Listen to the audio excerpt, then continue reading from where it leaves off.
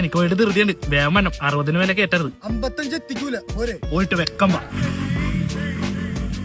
അങ്ങനെ വണ്ടിയുടെ കാര്യത്തിലൊരു തീരുമാനമായി. അവൻ സീനല്ലടാ, ഹൈവേയിലെ ഫ്ലാഷ് മൊത്തം അവൻ കത്തിക്കും. പേടിക്കണ്ട, സമൻസ് മൊത്തം തന്റെ വീട്ടിൽ തന്നെ വരും. ഒന്ന് പോണ അവിടെ നിന്ന് പയ്യെ ഓടിക്കോളൂ. അത് സമൻസ് വരുമ്പോ തനിക്ക് മനസ്സിലാവും.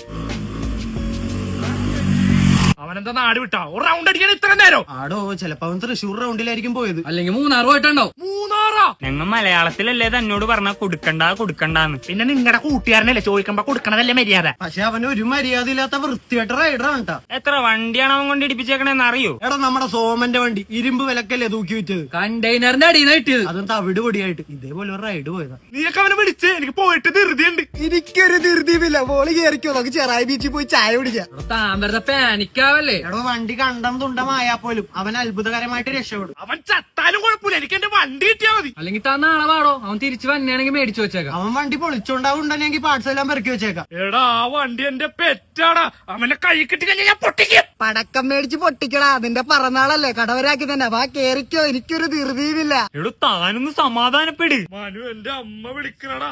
അവന്റെ എവിടെയാടാ?